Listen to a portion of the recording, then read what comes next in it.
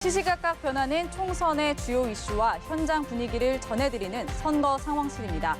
오늘의 키워드 먼저 보시겠습니다. 한동훈, 이재명, 운명의 날.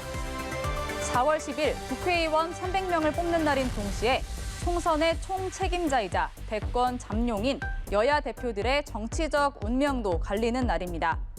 국민의힘 한동훈 비상대책위원장은 선대위 원톱을 맡아 총선을 진두지휘하고 있습니다. 저는 여러분들과 함께 뛴 공동선수로서 아까 말씀드린 것처럼 22일 동안 죽어도 서서 죽을 각오가 되어 있습니다.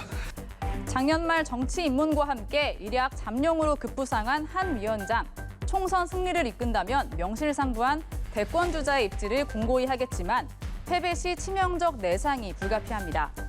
최근 부산에서는 4월 이후 정치하는 것을 보고 싶으면 국민의힘을 찍어달라고 호소하기도 했습니다.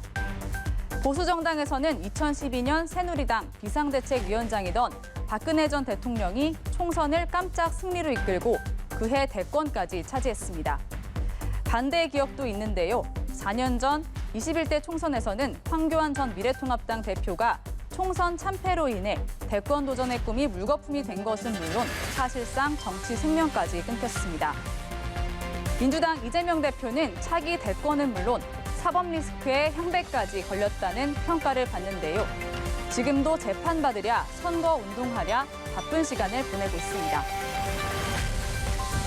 이렇게 시간을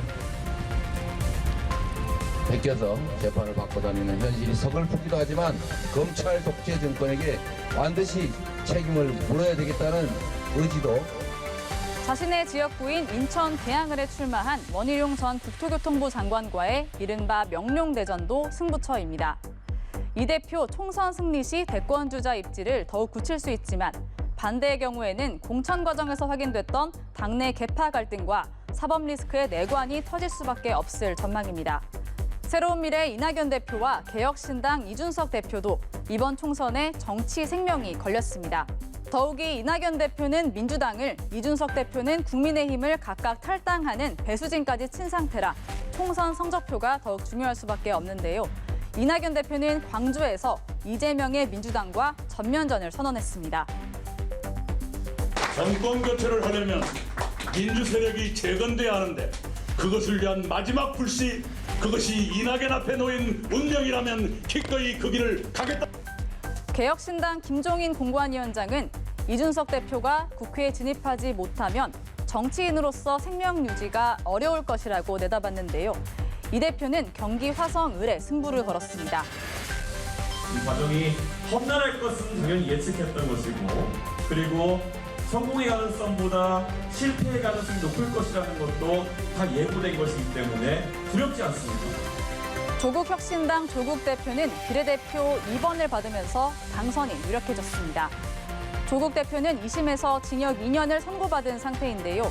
의원직 상실 위험에도 원내 진입에 대한 강한 의지를 보이는 이유, 이렇게 밝혔습니다.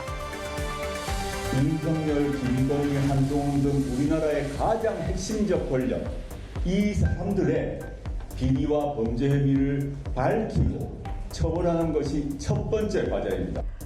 거대 양당 사이에서 20년 동안 원내 정당으로 버텼던 녹색 정의당 심상정 원내대표에게는 당을 몰라비기에서 구해야 하는 선거지만 녹록치 않은 상황입니다. 4월 10일 누가 날개를 달고 누구의 날개가 꺾일까요? 여야 대표들의 운명은 유권자들의 선택에 달렸습니다. 지금까지 선거 상황실 정주희였습니다.